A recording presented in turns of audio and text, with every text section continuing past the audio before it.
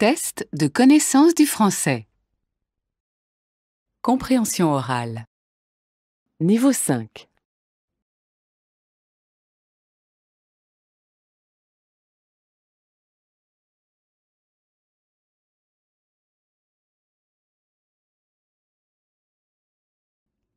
« 45.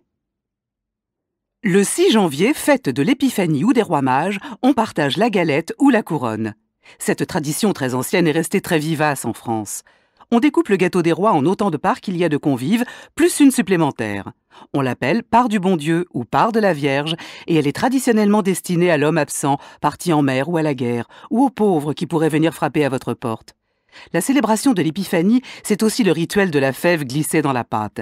Celui qui trouve la fève est couronné roi ou reine de la fête et est gentiment convié à régaler les autres d'une nouvelle galette.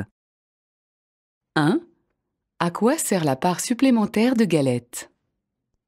2. Que doit-on faire lorsqu'on trouve la fève?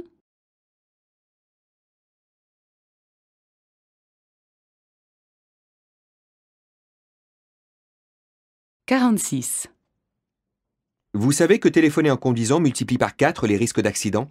Et que pense la prévention routière du nouveau texte du gouvernement interdisant l'usage du téléphone mobile sans kit main libre lors de la conduite? On ne peut que l'approuver évidemment, mais ce n'est pas assez. Ce que l'on voudrait, c'est l'interdiction totale du portable. Le comportement change nécessairement avec un portable au volant. Le conducteur manque d'attention. Oui, mais c'est pareil quand on écoute la radio. C'est vrai, mais avec le portable, sans vous en rendre compte, vous perdez la sensation de la route. Vous êtes concentré sur la personne à qui vous parlez et que vous ne voyez pas. C'est très différent d'un passager. 1. Quelle est l'opinion de la prévention routière par rapport au texte de loi du gouvernement? 2. Que pense la prévention routière du manque d'attention dû à l'utilisation du portable en conduisant? Elle pense que ce manque d'attention «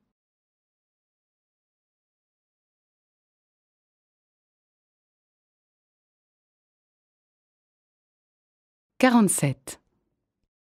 Prenez une boîte à thé et peignez l'intérieur en noir. Pour faire l'objectif de l'appareil, percez un trou à l'aide d'une punaise sur l'un des côtés les plus larges. Placez un morceau de filtre dessus, côté extérieur. Dans une chambre noire, mettez du papier photo dans la boîte. Pour prendre une photo, débouchez l'objectif et laissez l'image s'imprimer, pas plus de 20 secondes en extérieur par grand soleil et 15 minutes avec une lumière artificielle.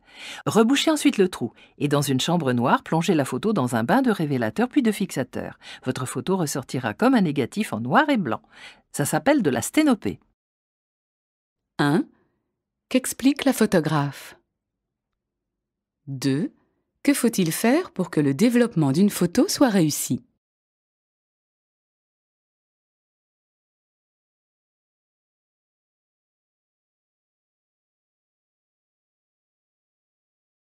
« 48. Comment définir les habitants des grandes villes? Interrogeons-nous sur leur mentalité et leurs relations sociales. On leur reproche généralement leur égoïsme, leur indifférence ou leur côté superficiel. Cependant, une étude menée récemment dans les grands ensembles urbains révèle que la vie de quartier occupe une place importante. Selon les citadins, le quartier représente un lieu privilégié pour les rencontres. Ils pratiquent volontiers des activités sportives et culturelles dans des associations et des clubs près de chez eux. De plus, les citadins effectuent de préférence leurs petites courses alimentaires dans les commerces et marchés de proximité. 1. Quels traits attribue-t-on généralement aux citadins? 2. Que font les citadins dans leur quartier?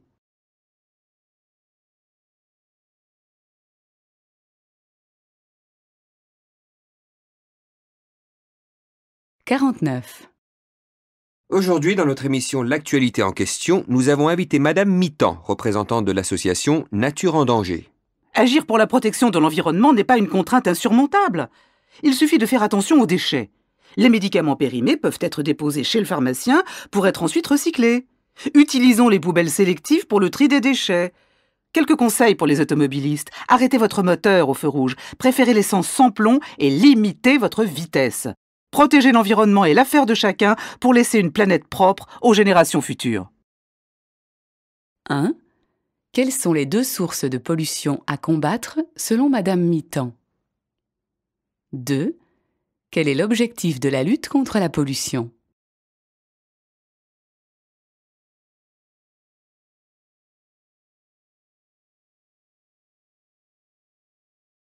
50. Les nouveaux rythmes de vie et l'arrivée de saveurs nouvelles bouleversent la gastronomie française. La restauration rapide pour l'heure du déjeuner trouve toujours plus d'adeptes. Le repas du midi, pris tranquillement à la maison, se fait rare. Les cantines peu appréciées et les lieux de travail éloignés du domicile incitent donc les Français à se restaurer moins.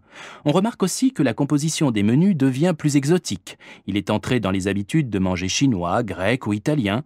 Pizza, sushi et couscous font partie des menus, mais pas au détriment des plats traditionnels français. 1. Qu'est-ce qui a changé dans le rythme de vie des Français?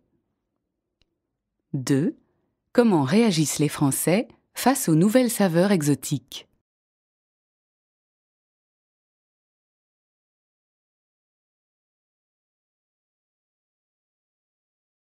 « 51. À Marseille, dans un quartier au sud de la ville, d'anciennes usines désaffectées vont être détruites pour laisser place à de nouveaux logements. Chacun tenu à émettre son avis sur ce grand projet. Architectes, élus municipaux, habitants et associations ont participé au choix des plans de construction. Écoutons quelques réactions. Moi, je suis né dans ce quartier et j'y vis encore. Je suis très attaché aux vieux bâtiments qui représentent l'histoire de ce lieu. Le paysage va changer. C'est un peu la mémoire du quartier qui s'en va. En tant qu'architecte, j'ai fait attention à respecter le style des maisons, mais l'immeuble sera très moderne. 1. Comment ont été élaborés les plans de ces nouvelles constructions? 2. Quelle est la réaction de l'habitante du quartier vis-à-vis de ce nouveau projet?